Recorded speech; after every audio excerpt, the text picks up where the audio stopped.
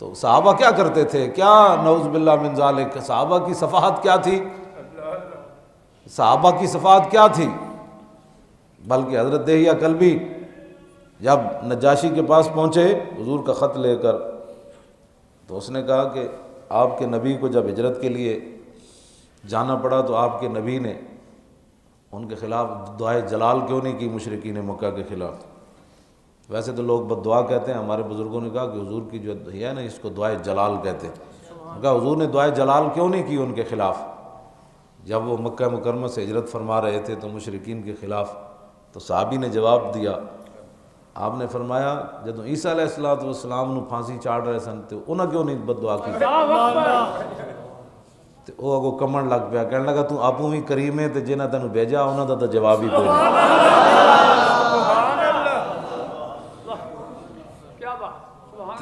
صحابہ کی دانائی تو غیر بھی جو ہے وہ، اور آج بھی جو ہے وہ لوگ صحابہ کی ایک ایک ادا جو ہے اس پر وہ صحابہ کو انہوں نے صفی کہہ دیا کہ یہ تو صفی ہے۔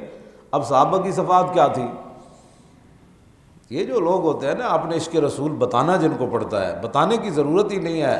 ہاں عشق جو ہے وہ خود اپنا بول کر بتاتا ہے، اور عشق جو ہے وہ اپنی خود پہچان ہوتا ہے، اس کو بتانے کی ضرورت وضاحت ہے، لوگوں کو قسمیں دینے کی ضرورت نہیں پڑتی کہ نہیں جی الحمدللہ میں بھی مسلمان ہوں جی، الحمدللہ میں بھی کلمہ پڑھتا ہوں جی الحمدللہ۔ میں نے کہا بتا، ایک سوال ہے، ایک عام بندے کی بات ہے، ایک بندہ کسی سے دشمنی رکھتا ہو یا اس کی عزت اور ناموس کے خلاف بات کرتا ہو یا اس کے دشمنوں کے ساتھ بیٹھتا ہو یا اس کے دشمنوں کا حامی ہو، اس کو ایک بندہ السلام علیکم جا کر کہے گا تو وہ بندہ آگے سے کیا کہے گا؟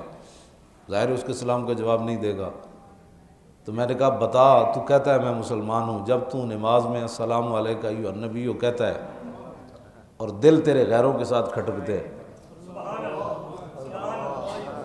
اور دیر تیرے گستاخوں کے ساتھ کھڑکتے ہیں، اور تو عاشقان مصطفیٰ کو تو جو ہے وہ انتہا پسند کہتا ہے، دہشت گرد کہتا ہے، اور جو رسول اللہ کی عزت پر بات کرتے ہیں ان کے خلاف تو باتیں کرتا ہے، جب تو خود اپنی ایمان سے بتا، جب تو نماز میں کہتا ہوگا السلام علیکہ ایھا النبی،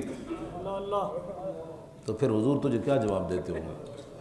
اس وقت تو خود سوچ، کبھی تیری توجہ ہی نہیں گئی اس طرف کہ تو نماز میں کیا باتیں کرتا ہے، اور حضور کو جب تو سلام پیش کرتا ہے تو میرے آقا تجھے آگے سے کیا فرماتے ہوں گے کہ دل تو کسی اور کو دے چکا، ہاں باتیں کسی اور کے حق میں کرتا ہے اور سلام مجھے دیتا ہے۔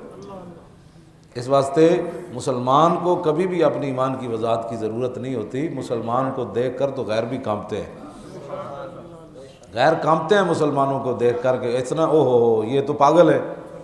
جب حضرت سعد نے دریائے دجلہ میں گھوڑے ڈالے سلمان فارسی کے ساتھ تو انہوں نے سامنے کھڑے ہو کر 3 باتیں کی رومیوں نے۔ حضرت سعد نے کہا کہ بھائی گھوڑے ڈالیں، اتنی دیر پل بنایا تو وہ تو آگے نہیں گزرنے دیں گے، انہیں گھوڑے سٹ دو۔ تو پانی نطق آبو نطق خاکو نطق گل از حواس محسوس اہل دل ہووے حضور دا غلام تے پھر پانی بھی گلا سندا، پھر دریا بھی باتیں سنتے ہیں۔ حضرت سعد کہا اسی پار جانا ہے، دریا نے کہا اسی پار جانا ہے، کیوں جانا ہے؟ انہوں نے کہا حضور دے غلام ہے اس واسطے جانا ہے، اور کیوں جانا ہے؟ دریا میں گھوڑے سٹ دیتے۔